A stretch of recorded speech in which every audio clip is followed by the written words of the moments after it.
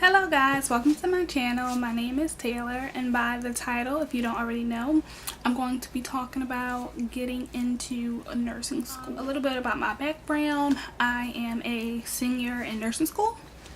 I'm from Philadelphia. I decided to get into nursing because of an experience that I went through, which I'll talk about in a video later on because it's a long story. But yeah, my original major wasn't nursing, it was actually pharmacy. But I say about a year or two into pre-pharmacy, I realized that pharmacy just wasn't for me. But back to getting into nursing school, the first thing I would say is knowing whether nursing is for you. I think a lot of people jump into nursing because they think about the money that comes along with nursing.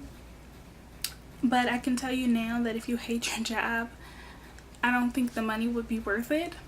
The first thing that I would suggest people do before jumping into the nursing field would be to look up some areas within nursing that you might be interested in, or even just areas in general within nursing that you don't even know exist, because there's a lot of areas within nursing that people don't even realize, just to see whether or not it would be some things that you would like or things that you would dislike. The second thing about getting into nursing school is that you want to make sure that you have a good GPA. I would say anywhere between a 3.0 and up, and honestly really probably a 3.5 and up, just to be in that competitive bracket, so that the schools basically look at you first. I'm trying to think about what my GPA was when I applied for nursing school. I believe it was a 3.5 and up, but I'm not really sure. I'm pretty sure it wasn't past a 3.7. I'm not that smart.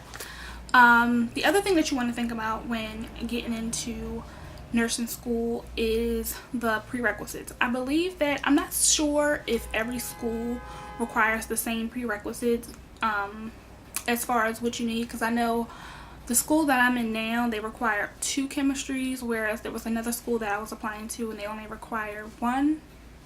But I think the basic English, math, social sciences, I think all of that is the same.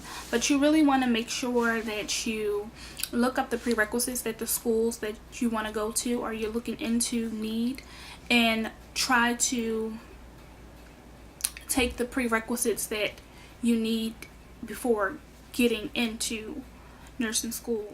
And I'm kind of jabbling on them because I think I should have said that before I went into nursing school, I actually did go to a 2-year college. I would recommend going to a 2-year community college before jumping into a 4-year university, if this is the best option for you. It personally worked for me, but I'm not sure if it will work for everyone.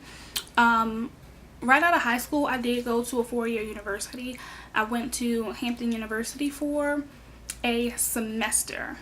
I went to Hampton University for a semester, and that's probably something else that I will talk about in a later video about why I actually left. But I went to Hampton University for a semester and I ended up leaving, and I came back home and I wasn't really sure honestly what I was going to do. I had just left school and I knew I did not want to take the rest of the year off, so I ended up enrolling in my local community college, and that's kind of where my journey began from there. Mind you, my major was still pharmacy. I was still pre-pharmacy when I went to the community college, but I eventually switched my major over to nursing.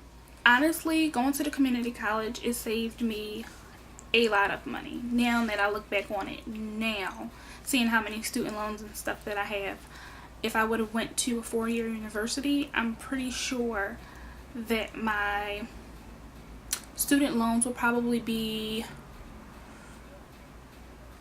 maybe in the 60-70,000 by now, but they're nowhere near that. I basically went there for free, you can say, because all of my state grants and everything covered everything. And while I was there, I looked up the schools that I wanted to go to get into nursing school, and I kind of just took the prerequisites for, I looked at each school. I kind of just laid out the prerequisites for each school that I was looking at, and I just took the prerequisites that each school needed first before I actually narrowed down which one I was going to go to. So let's say if all schools needed a what is something that all schools needed? I think a developmental psychology. So all my schools needed developmental psychology, so I went on and took a developmental psychology. So just stuff like that. Look at what every school needs and just take those courses. And then once I was kind of in the process of graduating to community college, I just kind of focused on which school I actually wanted to go to, because by this time I had already applied to the nursing schools that I wanted to get into. And when I got my acceptance letters back, I just kind of, within that last, I say, semester or two, I just kind of focused on the one that I planned on going to. And so after that, I just took the rest of the classes that I needed for that for that school. And I actually took a year off of school, because now that I think about it, I applied to nursing school in October, but I was still at the community college, and I had already taken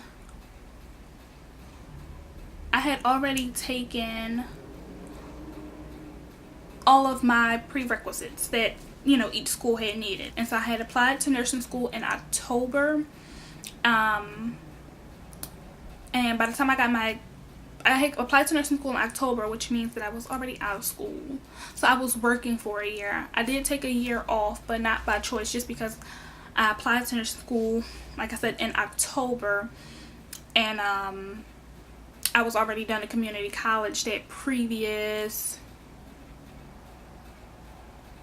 May I graduated from the community college, and then I applied to the nursing school in October. So I did wait a year before, or had a year off of school before I started nursing school. The next thing you want to think about is scholarships. I cannot stress this enough.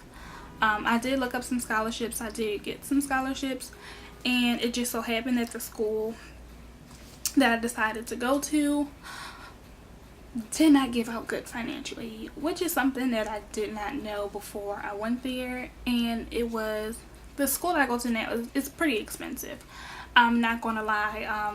Last year the tuition was $101,000, and without the scholarships that I got, without the regular financial aid that people get, I probably would not be able to afford it.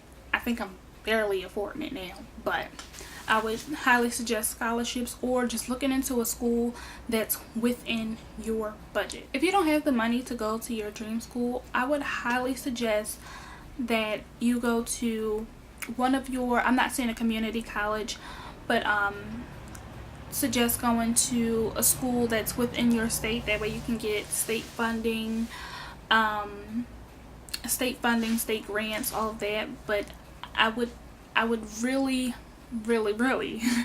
suggest a 2-year community college before jumping into a 4-year school. Like I said, I know that's not for everyone, but for people that's really cautious about how much they're going to end up owing back in loans, or people that really don't have a lot of money from scholarships, or just scholarships or anything that the school gives you.